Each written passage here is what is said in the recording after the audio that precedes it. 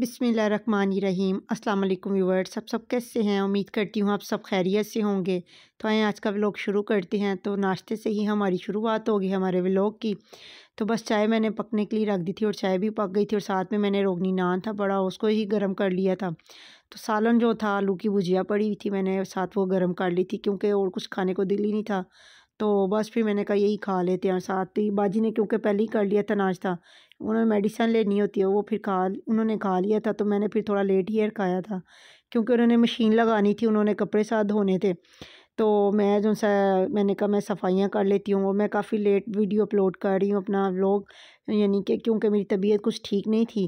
Clip मैंने इकट्ठे किए हुए थे लेकिन मैं बस अपलोड नहीं कर पाई, काफ़ी तबीयत ख़राब थी तो फिर दिल भी नहीं चाह रहा था, कुछ बच्चे भी ठीक नहीं थे। मसरूफियत इतनी हुई हुई है क्योंकि बाजी ने बाहर जाना है तो उनकी तैयारियां शारियाँ हो रही हैं। तो बस थोड़े दिन ही हैं उनके, क्योंकि 8-10 दिन थे, उन्होंने वापस चले जाना है। तो बस उसी वजह से बस मसरूफियत रही है।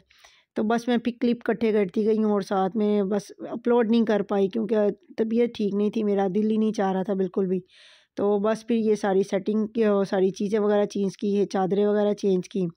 तो जो उन साहबाजी ने मशीन लगाई, उन्होंने धोए कपड़े सारे, क्योंकि वही जब से आई हैं वही वॉश कर रही है, मैं तो खैर धोती नहीं हूँ। तो फिर मैं ऊपर के काम देख लेती हूँ साथ उनके।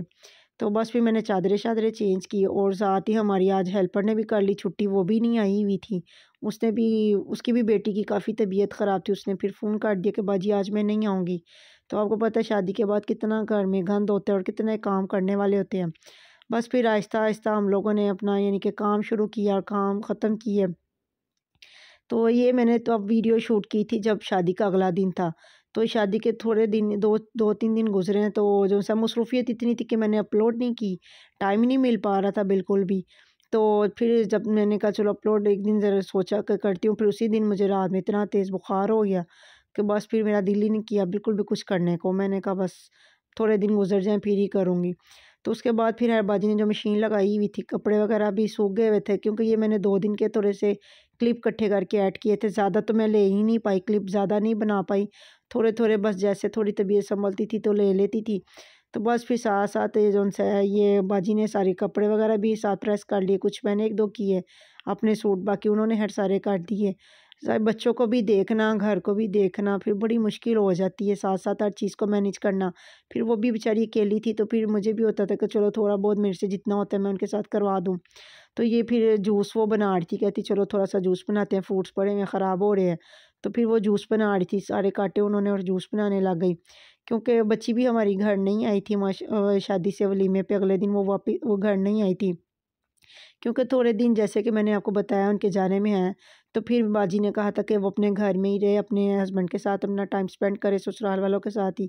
तो फिर वापस चले जाना, ज़ाहिर बात है जैसा कि आपको मैंने बताया था, बच्ची ने भी वापस चले जाना है, फिर अपने हस्बैंड के जाके वो अपने हस्बैंड को ही वहीं पे उसका हस्बैंड चला जाएगा।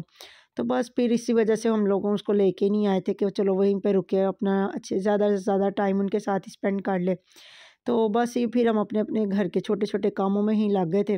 तो बाजी ने जूस बनाया तो फिर मैं जो-सा थोड़ा-सा गरम मसाला, बाजी कह रही थी मुझे पीस दो, क्योंकि उनको इतना नहीं पता लगता इन चीज़ों का। तो मुझे कह रही थी ज़रा तुम्हें पता है सारी चीज़ों को मिक्स करके तो मुझे बना दो गरम मसाला, मैंने साथ लेके जाना है।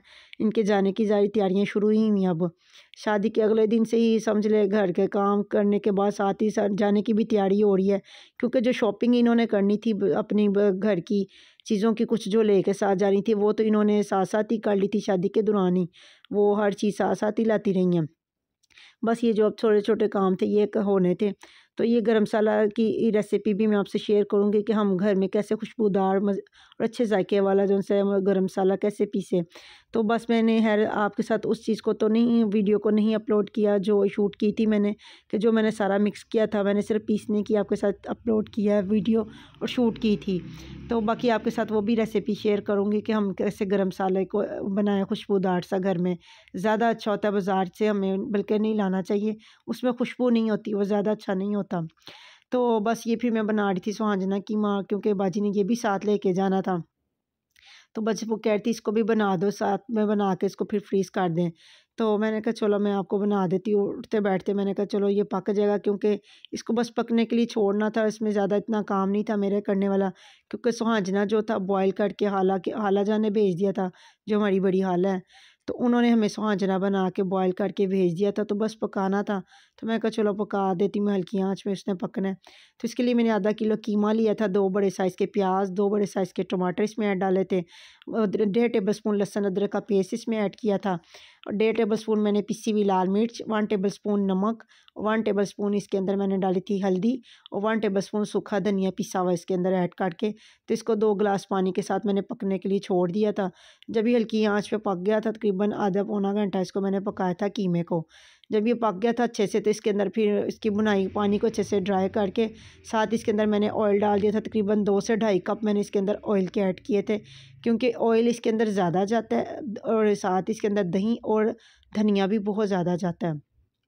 बस फिर मैंने इसको 5-6 मिनट के लिए वो पकने के लिए छोड़ा था, ताकि इसका कीमे का कच्चापन जो है, इसमें एक स्मेल होती है, वो भी ख़त्म हो जाए बुनाई के बाद, और अच्छे से इसका ऑयल का कच्चापन भी ख़त्म हो जाए, क्योंकि ज़्यादा खड़ा मेरे से हुआ नहीं जा रहा था। फिर मैं इसलिए स्लो सारे काम कर रही थी कि आराम से चलो ये पक जाएगा, क्योंकि ज़ाहिर बात है चीज़ों को फ्रीज़ करने में भी टाइम लगता है। उन्होंने फ़िश भी लेके जानी थी, काफ़ी छोटी-छोटी ऐसी चीज़ें लेके साथ जानी थी, तो बस फिर आहिस्ता-आहिस्ता वो कहती यही काम सारे कर लिया। तो मैं कहा चलो ये सालन को मैंने बनाना है, क्योंकि वो मेरे हाथ की कह रही थी मैंने खाना है, तो इसलिए मैं कहा चलो मैं बना देती हूँ आहिस्ता-आहिस्ता, यानी कि उठते बैठते जैसे भी मेरे से काम होगा। बस फिर मैंने इसके अंदर स्वांजना बॉयल किया वो भी डाल दिया था, साथ ही मैंने इसके अंदर तकरीबन 1.5 पाव के करीब दही डाली थी। इसमें दही भी ज़्यादा जाती है, फिर ये बहुत मज़ेदार सा बनता है। और जो स्वांजना था ये भी आधा किलो के करीब था, तकरीबन आधा किलो से थोड़ा ज़्यादा ही था। आधा किलो कीमा था और आधा किलो ही तकरीबन स्वांजना था जो मैंने इसके अंदर ऐड किया था। तो बस इसको अच्छे से हम कर देंगे मिक्स, और इसको भी हम दम वाली फ्लेम पे ही रखेंगे, ताकि इसकी अच्छे से बुनाई हो जाए, दही का जो पानी है वो भी ड्राई हो जाए, और हमारा स्वांजना और कीमा पे उसका भी अच्छे से यानी कि कच्चापन ख़त्म होकर उसका भी बुनाई हो जाए। फिर इसके अंदर मैंने डाली थी हरी मिर्चें, तकरीबन 10-15 मैंने हरी मिर्चें लेके बिल्कुल बड़ी काट के वो इसके अंदर ऐड कर दी थी। इसके साथ भी इसका बड़ा अच्छा फ्लेवर आएगा और खुशबू आएगी। तो फिर इसको मैंने हल्की आँच पे ही छोड़ा था, और साथ ही मैंने इसके अंदर डाल दिया था हरा धनिया। हरे धनिए की एक गुट्ठी मैंने ले ली थी, तकरीबन ये बहुत बड़ी भी नहीं थी और बहुत छोटी भी नहीं थी, दरमियाने साइज़ की थी, तो वो सारा काट के मैंने इसके अंदर ऐड कर दिया था। अभी तो आपको ये लग रहा होगा कि बहुत ज़्यादा है, लेकिन जब ये पक जाएगा बिल्कुल हल्की आँच पे, ये जब पकेगा, ये धनिया बिल्कुल भी आपको इसके अंदर नज़र ही नहीं आएगा। बिल्कुल यानी कि ये मैश सा हो जाता है इसके अंदर। अच्छे से पक के बिल्कुल सॉफ्ट जैसे कि धनिया हो जाता है, और उसके साथ फ्लेवर बड़ा मज़े का आता है। हम लोग तो ऐसे ही पकाते हैं, आप लोग कैसे पकाते हैं अपना शेयर कीजिएगा। कुछ लोग तो इसको गोश्त के साथ भी बनाते हैं, लेकिन हमारी वालदा ने हमें शुरू से यानी कि कीमे के साथ ही पका के खिलाया, तो हमें वही अच्छा लगता है, हम वैसे ही बनाते हैं। तो बस ये हमारा मज़ेदार सा स्वांजना कीमा भी रेडी हो गया। बस इसको मैं ठंडा करके तो फिर पैकेट में डाल के फ्रीज़ करूँगी।